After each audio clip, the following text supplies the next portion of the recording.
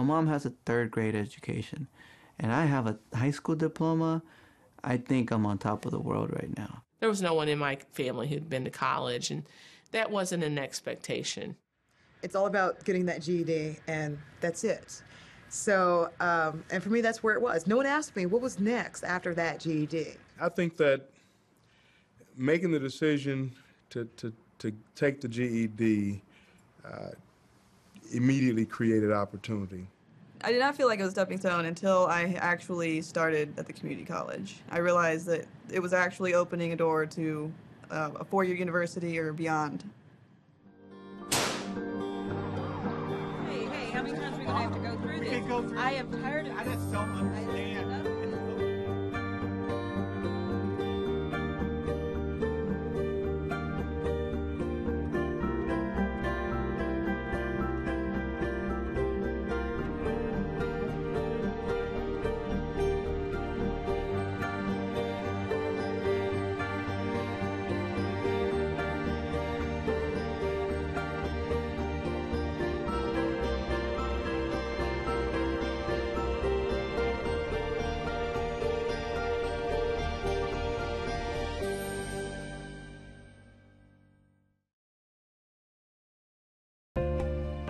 This program is part of American Graduate. Let's make it happen. A public media initiative made possible by the Corporation for Public Broadcasting.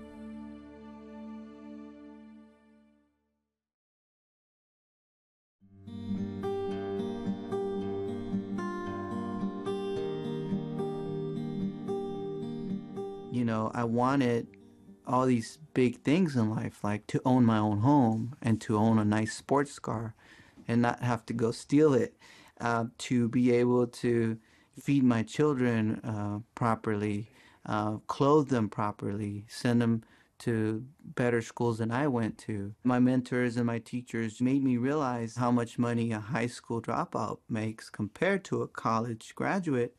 It made me realize that I needed to go to college. The gap between rich and poor is growing in this country. And the single biggest indicator of whether you're going to participate in the haves rather than the have-nots is whether you got a college education. Our colleges are really good at developing students that are college-level performers that transfer to four-year university. They're great at developing workers that are going to go into knowledge work industries, you know, radiologic technology and nursing and computer support specialists, medical assisting. They're really good at this. What they're not good at is helping these students that drop out of school or don't feel like they're college material or come from families that may not understand it. They're not good at getting those students to become good college students. My first moment on my college campus, here's this 1.9 GPA high school graduate, former gang member, former delinquent, former dropout, showing up to a college campus. I mean, I felt like I was landed on planet Mars and unequipped, unprepared. Look, we'd all love for every one of the students entering our institutions to be fully prepared. The question isn't what we wish for, the question is what do we have?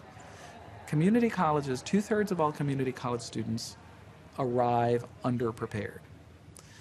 If colleges are going to fulfill their open access mission, if community colleges are going to help those students succeed, they have to do something radically different than they've done in the past.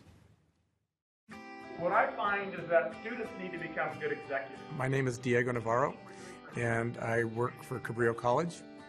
You should know how to run. The Academy for College Excellence program is a program for underprepared college students. So students who are coming from environments where the schools were underperforming or something happened in their lives where they disconnected from education. I had pretty much lost hope when I came here to Cabrillo to begin with. It was my trying to rebuild hope. I had lost my job, everything I owned.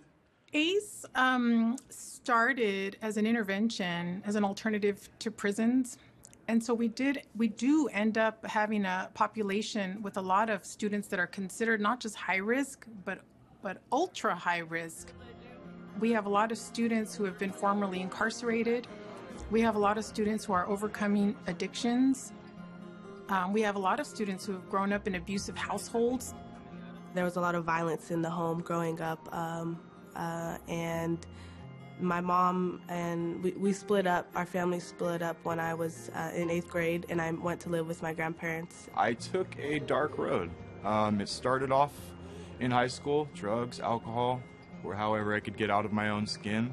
I did a lot of drugs for a lot of years. I dropped out my senior year. I was in a car accident that my best friend died in, Jesse Seligman, and going back to school after that, although I was on track to graduate, I would look at books and papers and the words would just float off the page and I just couldn't concentrate. There's something that has these students go off track. It may not be academics, it may be something else. It has to do with their spirit, it has to do with the feelings they have. I used to always associate PTSD with the military. There's no way I could have it. And it ends up, anybody that's suffered through a traumatic experience potentially has, some form of PTSD. Stanford became really interested in this topic of post-traumatic stress. So they developed this index for returning combat veterans. And then they took that index and they went to an inner city school and they applied the same thing to elementary school students, the same index.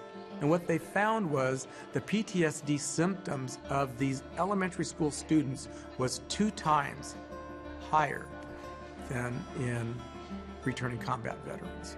Because these younger people are facing it at a younger age, so their brains aren't fully developed yet. And many of our students come from tough neighborhoods. And so what happens is that the experiences you have in school, the experiences you have walking to school, the experiences you have interacting with individuals in these environments create a stress inside of you.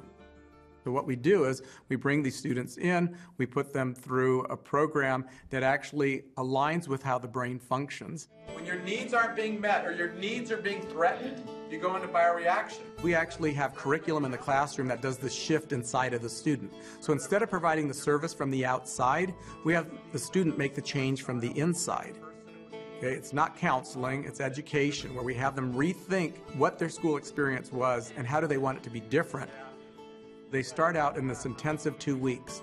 And the reason why we do an intensive is that if you want to change your identity, your image, you need to have school become the dominant thing in your life rather than everything else that pulls you away from school.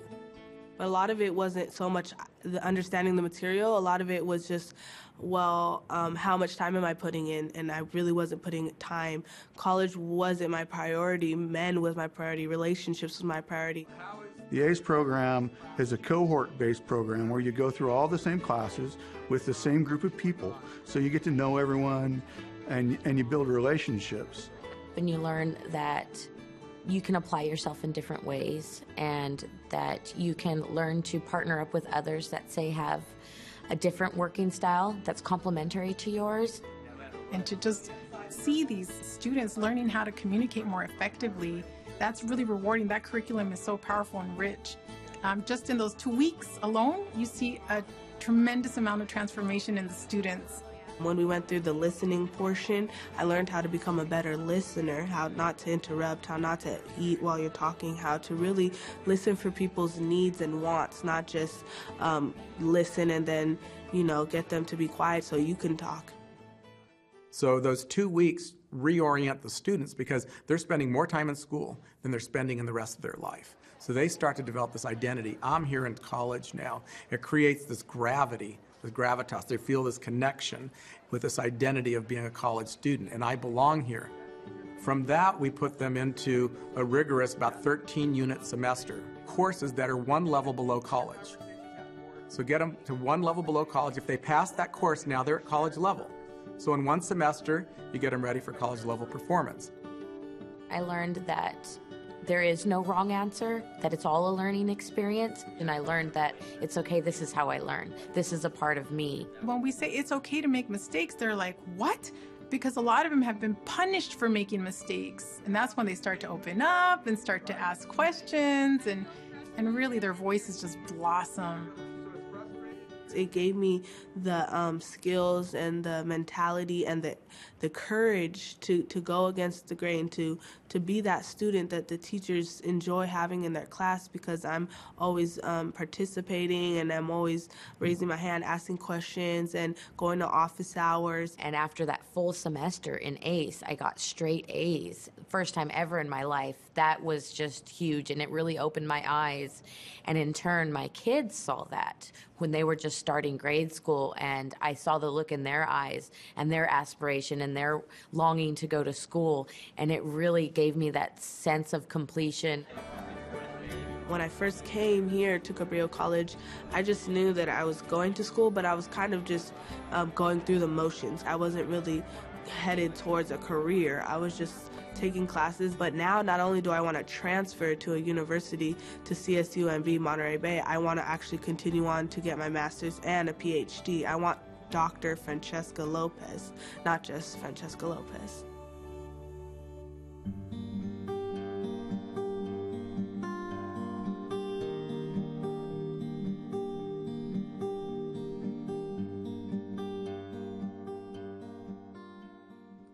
Perhaps the GED student that is interested in going into higher education may back off of it because they don't know how. May back off of it because they don't know what it feels like to actually be in a class and feel successful and be responsible for that success, and don't have the skills to maintain the grades or the habits that you need in order to be a successful student. Because there's something inside of them. Maybe they were shamed, or maybe they were put down. They're afraid to raise their hands. And those are learned behaviors that happen to them in school. And so what I find is these students come in and they don't have the behaviors or habits to be effective. It's usually not intellectual. Yes, they can't read and write at college level, but that has nothing to do with if you're smart or not. It's all about developing the capacity to struggle. So if the student doesn't have the capacity to struggle, they tend to go away. They tend not to do the work. So what is it that you need to do to get a student to suffer, if you will? I mean, school wasn't fun for them. So how do you get them to actually change their attitude so school is something they want, and that they're willing to struggle through the blocks that they faced before that made them feel inadequate? There comes a time when you have to draw a line, point of no return, and you decide that whatever happens next, you won't go backwards. If you fall in place, that's fine, but you won't go backwards. And I think for me, that was the piece. Maybe it was stubbornness, or maybe it was just desperateness, but realizing that I had this one shot. This door was open, and there was no guarantee another one was going to open, and I needed to find the strength to walk through it and stay on the other side. We have a long history in this country of low-income students, of certain minority students, African American, Hispanic, Native American students, succeeding at much lower levels than others. And colleges, a student has the right to expect that a college knows that, and that the college is going to work hard to make sure that every group of students has a chance to succeed. Yeah, I want something to drink. Okay. It was, you have to do what you have to do to survive. If you have to work at 14, you have to work. On the other hand, since this is a developmental course, since you are these 101 teachers that you're looking for training, my place safe. I was 11 years old, so we got here in April. So by the following September, my mom enrolled me in school. So I started my 6th grade. It was hard. I mean, I would just wait for the day to end because I would just sit there and do nothing because I didn't understand the language, I didn't understand the instructions that the teacher was giving. Back then, if you were Spanish speaking, didn't matter if you passed your classes or your grades, they would just move you on to the following level. I was working part-time job as a cashier, and they offered me a second job, so I was like, why am I still here? What am I going to do after high school? And so I just took the job and I dropped out of school. Thank you. When I reached high school, not only I, but a lot of my friends would thought, okay, why am I continuing going to school if by the time I finish high school, I don't have a social security number, I'm not going to be able to get a good job. Back when I was younger, I used to tell my mom that she was always working and she never had time for us. But now I realize that she had to work, and I don't want that for me. I want to be able to work and also be there for my kids, because, I mean, what am I gonna do if I work 2 jobs and not see my girls as I grow up?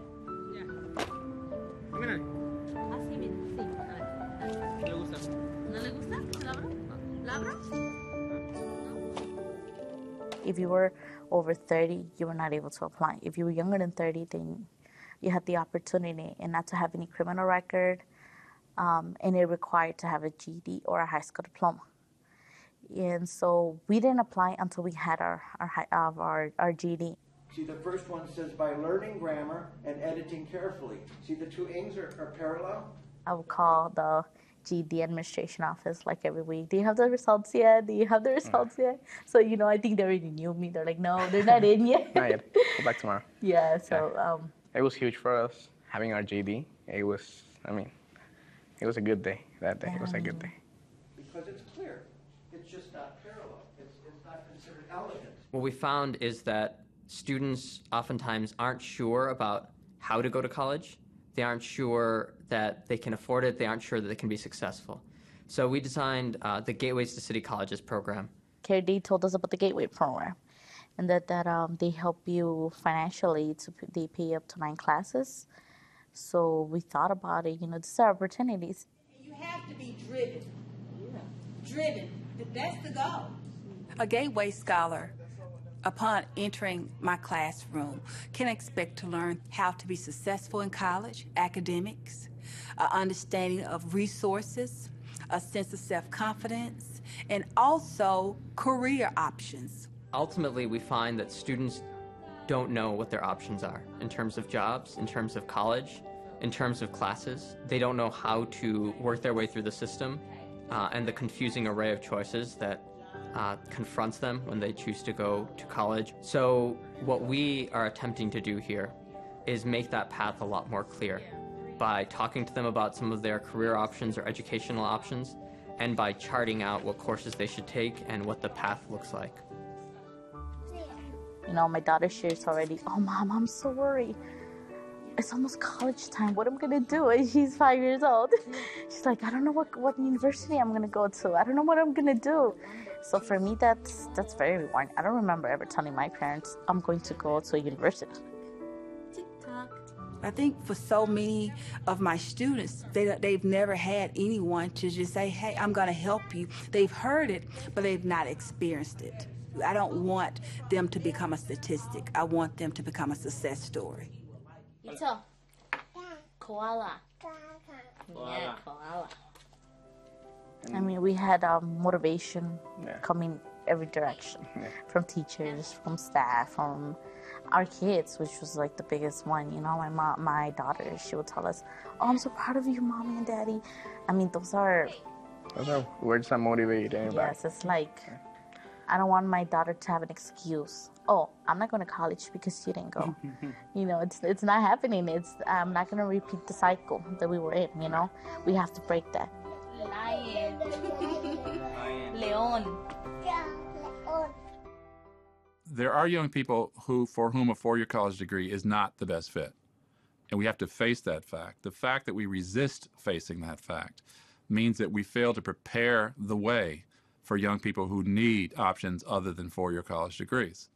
A successful career is possible for anybody who, first of all, completes high school.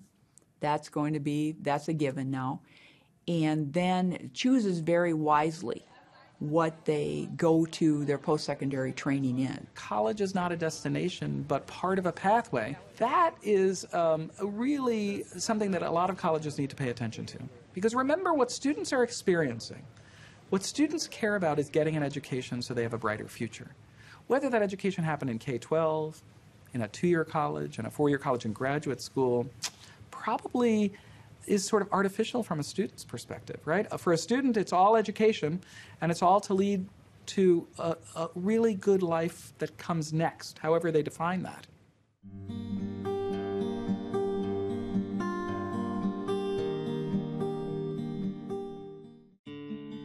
I'm Deb Shepard. I'm president of Lake Area Technical Institute, which is located in Watertown, South Dakota. Our mission is to educate our students so they can get a job upon graduation.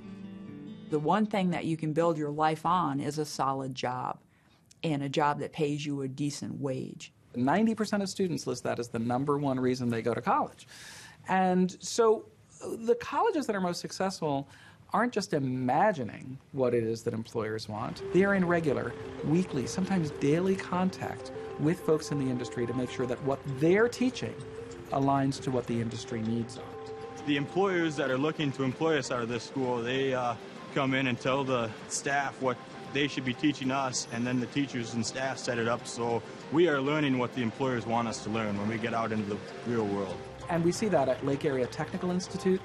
Their 30 programs, the heads of the 30 programs, right on up to the president of the college, are in regular contact with the employers who are hiring students. And they're able to turn their programs on a dime. When something needs to be changed, new equipment needs to be brought in, if they can't afford it, they go to the industry. We currently have some technicians from the school, and they've been great. The thing is, we need more of them. You know, so that's why we're here today. We're meeting the advisors. We want to see what we can do for the school. A lot of times the industry will approach us and say, I can't find enough people, you need to start a program. In the case of heavy equipment operator, there wasn't a program anywhere. In fact, we've been told we're only the 9th program in the nation. I don't feel like you can book learn how to operate heavy equipment.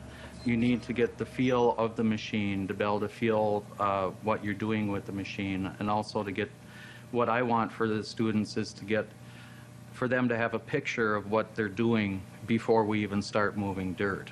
So it's almost like an art.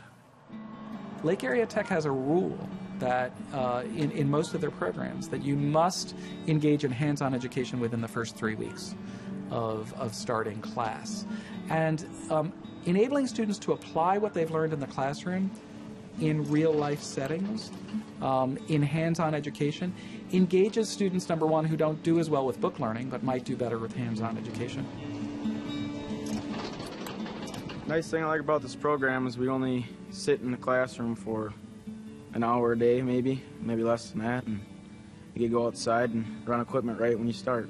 So I kind of fell in love with just running equipment. So I figured I'd get into the program and spend the rest of my life running heavy equipment. They used to think that people came to schools like this because they weren't college material.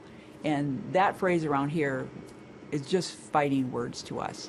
When they get here, when we get them into something that they like, they will blossom, they will do it, they will work harder than anybody because they see the prize. They know why they're doing it. When they come in the door, they have to pick their major. And so they are accepted to that program. They're not accepted to the school per se, they're accepted into that program. And for each program, we have admission standards. So if you're going into welding, you have to be able to read at a certain level and math at a certain level. If you're going into nursing, then there's a different test you take and a different set of metrics that we're looking at. These 30 programs are block structured. It looks a lot like high school does in a sense. You arrive at 8 or 9 in the morning and you're done by 2:30 or 3 in the afternoon, 4 or 5 days a week. And the instructors have decided what it is that matters most, and they incorporate that into a 4 or 5 day week. Most colleges offer 1,000, 1,500 courses, 100, 150 programs, and that's sort of a dizzying array for students. And helping students either navigate that system much more effectively, or more impressively perhaps narrow the choices of courses, help define for students what really matters, and may help them get through at a much higher rate. The success rates are remarkable. Lake Area Tech has a 76 to 80% graduation rate, depending on the year you look. That compares with a national rate, no matter how you count, to 40% or lower. So it's twice the national rate. 3.9. We think one of the reasons the graduation rate is so high is we get the students in the right lane right away. And then the way the programs are structured, we break them down into tiny groups. I like having the small teacher to student ratio because you can actually know your teachers and you can go in and talk to them about whatever you want. It doesn't necessarily have to be school related. Right away, from day one, they're in their program with their instructors. Everybody knows them. They know their name. They know where they're from. They know what they want to do. They know their strengths and weaknesses. And I think that's one of the reasons it works so well. Catch him? All right. Once these young people find what they want to do, there's nobody that does better than they are. I mean, it's awesome to work with those kids. A student should be able to expect that they are getting a skill that is highly marketable and that they will get a job. Our placement rate, the last report we did, was 99%. Were either employed or they were continuing their education. First and foremost, I want them to be able to have a job no matter what it is and be able to have a work ethic to show up on time and give 100% to earn their pay. What we expect from our graduates in return is that they do a good job and they make us proud, and they do that every day. But we expect them to work hard and advance in their industries and then eventually become leaders. To our last one.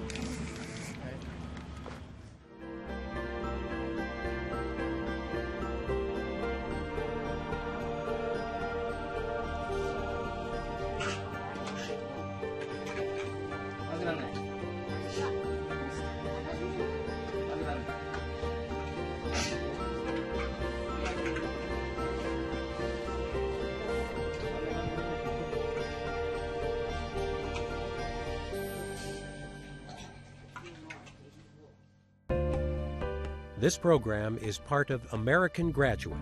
Let's make it happen. A public media initiative made possible by the Corporation for Public Broadcasting.